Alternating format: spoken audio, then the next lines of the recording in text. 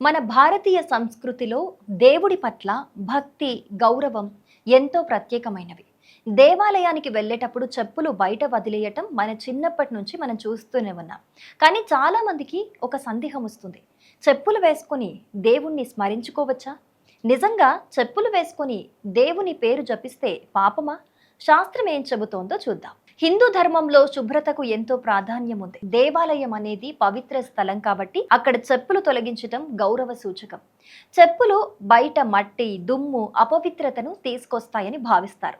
అందుకే ఆలయంలోకి చెప్పులతో వెళ్ళటం మన సంప్రదాయంలో అనుచితంగా భావిస్తారు. ఇది దేవుడి కోపానికి కారణం కాదు, భక్తి మరియు వినయానికి ప్రతీక మాత్రమే. అయితే దేవుణ్ణి స్మరించుకోవటానికి ప్రత్యేక స్థలం లేదా ప్రత్యేక దుస్తులు తప్పనిసరి కాదు. భగవద్గీతలో కూడా శ్రీకృష్ణుడు భక్తితో నన్ను స్మరించిన వాడు నాకు ప్రియుడు అని చెప్పారు. అంటే మన హృదయంలో భక్తి ఉంటే ఎక్కడైనా దేవుణ్ణి తలుచుకోవచ్చు.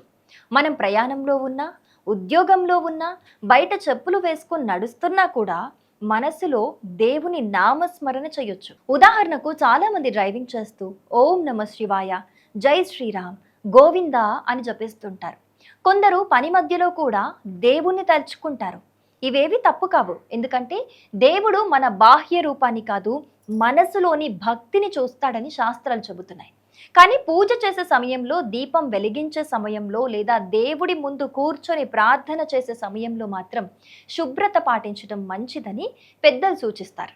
అందుకే ఇంట్లో పూజ చేసేటప్పుడు చెప్పులు తొలగించి చేతులు కడిగి పరిశుభ్రంగా ఉండమని చెబుతుంటారు. ఇది కేవలం ఆచారం మాత్రమే కాదు, మనస్సును కూడా ప్రశాంతంగా ఉంచే విధానం. ఇంకో ముఖ్యమైన విషయం ఏంటంటే భక్తి అనేది భయం కాదు. చెప్పులు వేసుకొని దేవుణ్ణి తలుచుకున్నాను కాబట్టి పాపం వస్తుందా అని భయపడాల్సిన అవసరం లేదు. దేవుడు తల్లిదండ్రులు లాంటి వాడు. పిల్లవాడు ఎక్కడున్నా తల్లిని తలుచుకుంటాడు కదా, అలాగే భక్తుడు ఎక్కడున్నా దేవుణ్ణి స్మరించుకోవచ్చు. కాబట్టి చెప్పులు వేసుకొని దేవుణ్ణి స్మరించుకోవడం తప్పు కాదు. కానీ దేవాలయం వంటి పవిత్ర ప్రదేశాల్లో సంప్రదాయాన్ని గౌరవించడం మన బాధ్యత.